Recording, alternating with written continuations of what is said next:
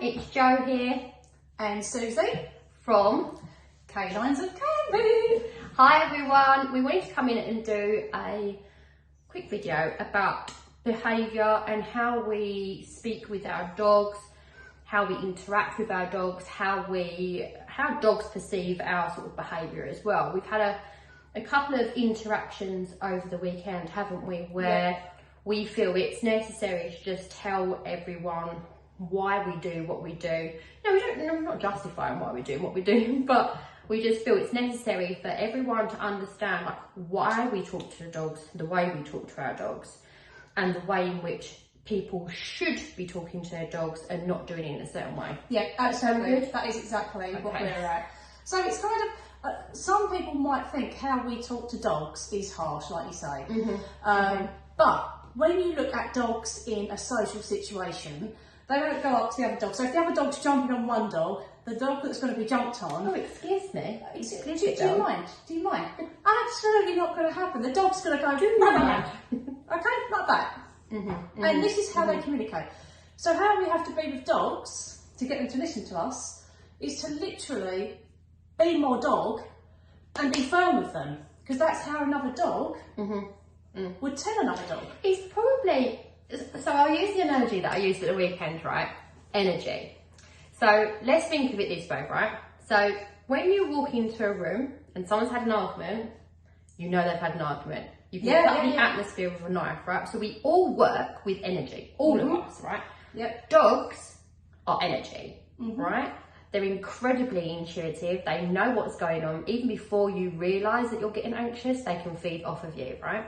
So by you saying, no, no, no, no, no, come on, that's not good, no, no, all they hear is, right?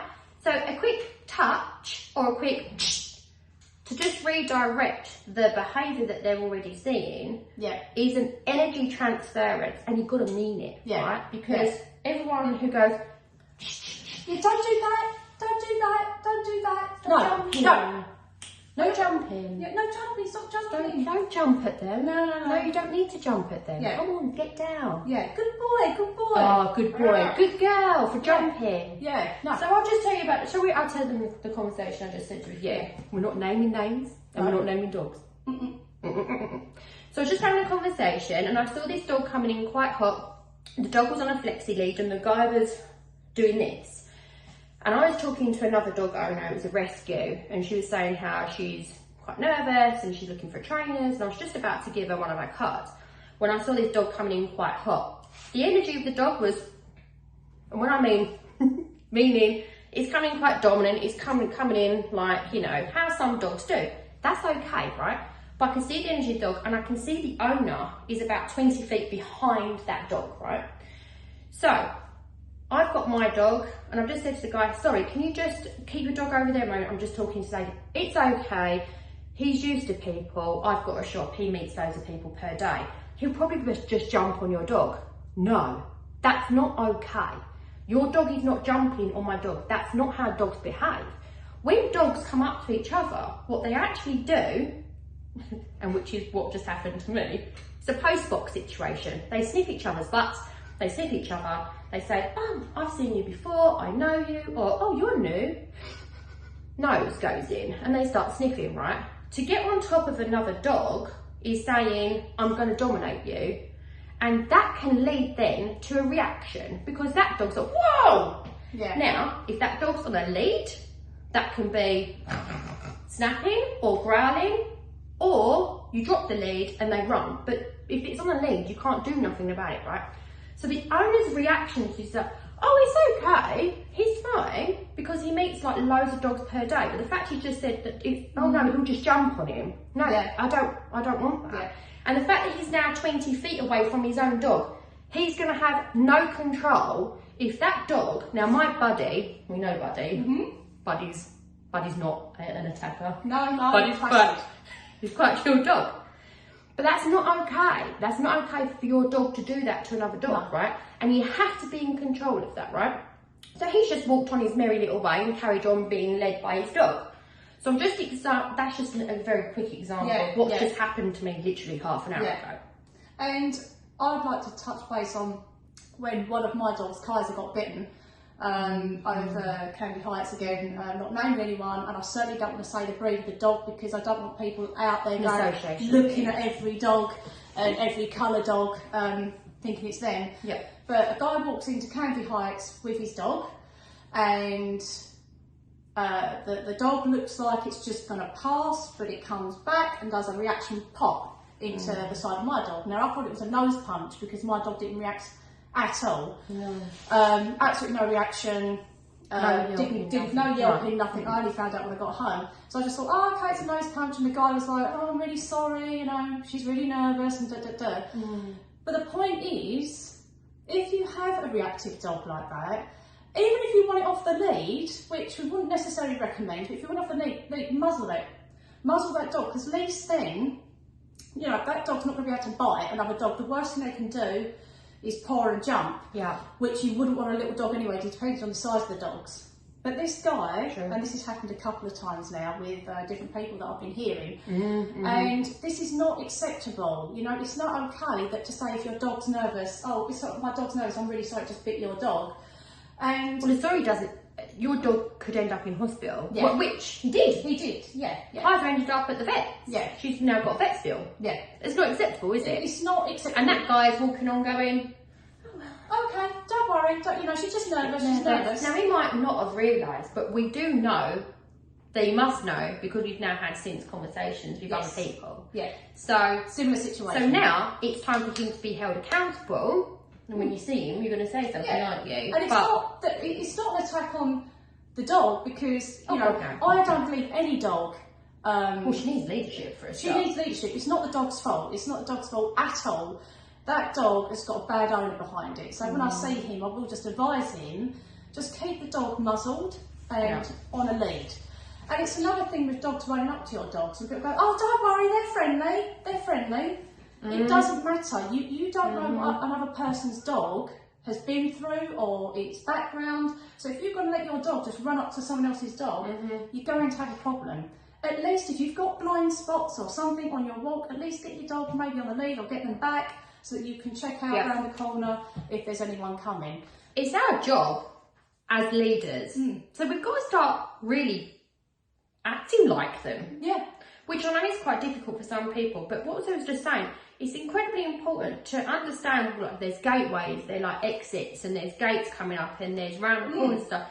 That if your dog's out in front, you don't know what's behind that. So coming from a dog's point of view, you need to be in front of that dog to be checking out what's going on, and then only when it's okay, or you know that your dog's under control, or you can see that there's nothing going, then you can let them go. But we have this all the time. So let's get into sort of like what we was going to say about forcible and kind of being a bit more like dog. More dog, being more dog. You know, if your dog has done something wrong, no, that's the words I use. Joe might use, or we say, you know, really, but we're putting an energy behind it. We're really putting, because when we talk about instincts, I always say to people, do you know that little knot you have in your stomach sometimes? Yeah. Or even when you're a little bit scared, you have that little itch in your stomach. Yeah. Dogs feel that. Dogs know that. Oh, yeah. So when you're feeling a little bit nervous or you think, your dog's picking up on all of that. So this is why we need to put out that energy and we need to put force behind it. Yeah. So all these people acting like distressed animals with their dogs, oh, good boy. Oh, picking them up is another big thing with it. It's just not, that is not the way to go. Absolutely not. A dog wouldn't pick up another dog. No, absolutely not. Dogs, so the behaviour in which that dogs obviously interact. If another dog, say for instance, we have a dominant dog and another dominant dog coming in hot, right? Say for instance, the walk that I just had and the guy said to me, oh, he's just going to jump on, and I had my old dog. My old dog would not have taken that nicely. Buddy is more middle of the pack, he's quite happy to be middle of the pack, he's kind of calm. So if he would have just gone, like, and kind of run off, he wouldn't have liked that, right? But then my old dog, my Akita, that would have then, you're not getting on top of me, and he would have pinned that dog. Now, let's use that as an example, right? That's an 8-stone dog coming at a middly sized dog, right? Would have pinned him. The owner, no doubt, would have panicked. Yeah. because they were like, oh, what's your dog doing to my dog? Well, it's natural. But yet that dog has then approached that dog in a really bad behaviour. That dog going, you're not doing that to me. And it looks worse than what it is, because it's just pinning. So I tend to sometimes pin my dog sometimes. Yeah, if I feel that they're getting a little bit dominant, they're getting a little bit, I will pin them on their side like another dog would do. What pinning is? So pinning is basically, what, pinning from the point of view of how I do it, or? No, so if no one knows what pinning means. Oh, so pinning is when another dog will just literally bash the other dog down with his paw and pin them maybe on their side. So we kind of mimic that and get the dog and in certain areas, flip them and pin them on their side and keep them there until they calm down. And this is what a dog would do. My little Zeusy, I mean, he's only 9 months now, he got pinned by another dog, and I didn't react at all because I see exactly what the other dog was doing. He was just saying, hey buddy, calm down. Space. Calm down. Space. Yeah, this boundaries. is not acceptable. Well, it's a boundary. Yeah. So, and my dog really reacted in a kind of way, and that would have absolutely scared everybody. But for me, I knew he was overreacting because he didn't like being pinned. He didn't like it. It was more frustration, kind of. And the other dog was just like, hey buddy, calm down, you know, just chill out. And I just stood there, it's like, okay. And then the dog got off, and then everybody was calm. It's not, when it first happens, it's not pleasant, because there might be a few dog owners that are like, oh my God, like this sounds horrific. But even if you just go and watch some wolves in the wild and how they interact. In fact, there's a really good example. I walk dogs, right? And I've got a cockapoo, and he's got a little puppy. They've got a little puppy now. And the puppy, when I only walk the one. So when I bring the cockapoo back home, the little puppy is all like in his face, jumping all up him, excited to see him. And this cockapoo walks in like, It's like, yeah, I'm home. Don't touch me. Don't touch me. Leaders tend to do that when they come back, when the alpha comes back into the pack. Maybe they've been out hunting, maybe they've gone out to do a perimeter check, whatever. They come back in and they won't speak. They won't communicate in any way. Yeah. Hello, I'm home. Hello, everyone. Bye, gang. All safe and sound. But like they come back in and you'll see they're all licking their face. They're all coming in and they're all saying, hi. There might be noise from the pack going, coming back in. Excitement because he's come back in, right? But that alpha will not take any notice. He won't look at them. He will turn his head. He'll just carry on walking. No contact. Yeah, with a stride until they've all settled down. Yeah. So that's basically what we do. Yeah. And essentially, that's what we do with our Definitely. dogs. And just but it's funny to witness. It's amazing to witness. Yeah. One other thing I really want to touch on, which is really, really super important, is how you react when something happens to your dog. So say it's when my dog got bit. I didn't go, oh my God, are you okay? Because that would have given him an association. And he would have then been scared of other dogs, maybe, of that similar energy and so on and so forth. So I just kept it cool. Okay, it's all good, no fussing. And this is another really important thing, because I find people, if their dogs are upset or don't like something, oh, baby. That's not normal. That's not normal. That's going to give the dog an association. That's going to give them anxiety and make things worse. We need to be calm, don't we?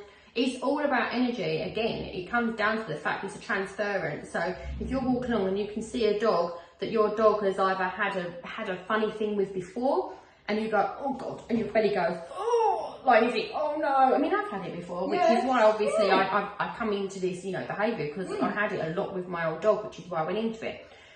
And I'd avoid, before I went into behaviour, I'd avoid situations and because I knew what it would be like with these other dogs and everything else. But the thing is that once you actually go through that pain barrier or uncomfortability factor, you actually grow more confidence. Another thing we can say actually was overcame perhaps when someone was nervous going over there because of what happened with that dog. Yes. So we made this lady, when we come on our pack walk, we made Lady go to a place where she wasn't really too keen on because of the amount of dogs. She had a very reactive dog, which was absolutely fine by the end of the pack walk. But she was very, very nervous or apprehensive, maybe. A little bit anxious to go back in there because she knew there'd be lots of dogs, right? But once we'd given her that confidence of like, it's okay, we've all got this, like you're here with us, you know, we won't let anything happen. She was happy to go in there and it was absolutely fine. And then she felt, oh, I could do this again on my own, I know what to do. But don't avoid places because you know there's a certain dog or loads of dogs. That's our job, is to make you more that's the whole point, isn't it? To make humans. That's what we want. Yeah. We want people to be able to feel more confident, less anxious, and step up as the leader that they're meant to be. That's and what I have need. this happy and relaxed dog. Yes. So they don't have to moddy coddle and, oh, it's okay. They're just seeing you as, when you're like that, you become the goofy pack member. That's all you become. You know, you're this goofy person. Oh, baby, you know, the person walks through the door. That's keeping them in that state, by the way. Yeah, of course it is. Yeah. So your dog's nervous, right, or anxious or whatever, and you're going and going, it's okay, it's all right, sweetheart, good boy, good girl. You're keeping them in that state. Yeah. So to flip them out of it or to snap them out of it, we normally give a quick touch, don't we? I do with mine. Yeah, I do. Like, I do a quick touch to the side. Even with Buddy, Buddy's absolutely fine. He's like chilled out. But even with him, a lot of the time I'll snap him out of it, or a quick snap of the lead, or a with a click of the fingers, whatever you feel comfortable, because it gets them to go, oh, what's going on? What's happened? A distraction. Yeah, it's a little bit of a distraction. You used a ball with Tira on Sunday, didn't you? So it's all different things. Squeak toy, so you can squeak things. All different kind of ways and means. But it's just to get them out of that behaviour or that association. And even if you do it in small steps, like increment steps, you can start sort of like very slowly. You don't have to get through the gate, you don't have to get to that, but you can just do small steps, even driving there first, just to get that little bit of confidence with you, sort of thing. Yeah, and it's also, so when we say about not picking up dogs, please pay more attention. Obviously, when you get to learn animal behaviour, dog behaviour, you will see this from a distance, because we can suss out a dog. We know exactly where they're at mentality-wise, so we know what we're going to be up against. But generally, if someone's coming along with their dog on a lead, don't pick up your dog. Look at the person and try and understand the person and the dog, and think, well, do you know what, if someone's got their dog off the lead or so on and so forth, and they're not running up to you, you know, they're just walking by the owner's side, don't just pick up your dog thinking that someone else's dog is going to automatically go for your dog, because again, you're going to give your dog an anxiety. You know, just suss the situation out and maybe even ask the dog owner, you know, is your dog okay? You know, and approach it like that. We need to be pack leaders. If we're, you know, we've got to step up, because your dog needs you. You know, it needs you to be that leader. If you're not that leader, we're going to have a bunch of anxious dogs going around trying to fight each other and God knows what else, whichever it leads to. So I say suss out the situation. You know, be observant. Don't do the first thing, or pick up my dog, or oh, I'm going to go this way. Don't avoid other dogs. Your dog, and this is one last thing I want to make a thing on, your dog loves interaction with other dogs. Okay, it may not be full on, some dogs don't necessarily want the whole fussy thing, but they do enjoy being around each other. They do enjoy it. They're pack animals. They're pack animals. They love to be around other dogs in their own certain way. Some might be playful with other dogs, some might just like to be around other dogs but do their own thing, but like to be in the fold. In the fold. So don't do that, because you are doing the worst thing for your dog. You are isolating it. It's like telling your children not to play in a park. So, but also, and I think one more thing on this as well. It's the flexi lead and being out in front. So that's okay if you're out on a walk and you're allowing them to be in front, okay, and you're okay with that. But when there's a dog coming towards you, get that dog by your side, because if you've just got to think of this scenario, you don't know what that dog is like. The other person's dog, you might not have come across them you might not have ever come across them before, so you don't know what that dog's going to be like, right? So think of this scenario, dog's out in front, oh, my dog's all right, which you might think your dog is, and your dog then goes and jumps on that dog. You could have a very, very different scenario on your hands, and you are 20 feet that way. And that's when dog fights... You can't react with them quick enough, can you? No, and that's when dog fights happen, because you're not there to sort it out. And a lot of people realise when you're with your dog and they're by your side, you can see and feel their energy a lot better as well, because they're next to you. You've got way more control. And I feel people use these flexi leads because the simple fact they can't trust their dog off the lead. Well, again, that's why have that happen? Why not train your dog so that, okay, when they're walking beside you, you've got them walking beside you, and then at some point you can let them off to have playtime. You know, to never allow your dog off the lead shows bad, you know, leadership really. We should be allowed to have our dogs off the lead without worrying what they're going to do. So maybe the better thing to do is, like Jo says, have them on a slip lead. We love a slip lead. You've got more control over the dog. We'll have to do a video about slip leads. Have to do a video about slip leads. And yeah, so train your dog to be good off the lead. Definitely. That's what we're here for, isn't it? Yeah, defo. So, wrapping it up. Yeah, right, so pack walks. So we'll do pack walks. So we've decided to do pack walks every Sunday. Yeah, we've got to be flexible with time with people, so much so. But can I just make a point of saying, guys, you have to text us. You can't just show up because we need to know. It's numbers, guys, because we need to be able to control things. There's 2 of us, thankfully, but if we have more dogs, we want to be able to spend time with the owners. And the pack walks for us are really important because we get to see the behaviour, which is wonderful. Because sometimes in a training scenario, there's not dogs around, so you don't get to see what the person or the owner's talking about. So pack walks allow us to be able to see the actual behaviour that they're talking about, and also be able to give them the reaction, give them the training whilst they're there. Which was really good on Sunday because we got to go out for a walk. That's longer than necessary. Or what we wanted.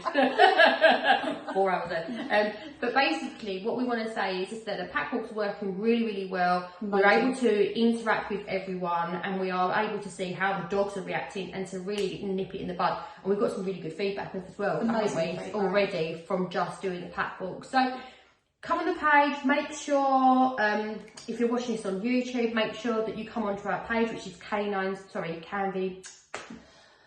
It's a tongue twister. Canines of Canvey. If you come onto our Facebook, you will see on there a list of when we're doing our next pack walks, how to get in touch with us, how to pay, because obviously you do have to pay for them, and then at least then we can get you booked in and you can have some nice training as well. Fantastic.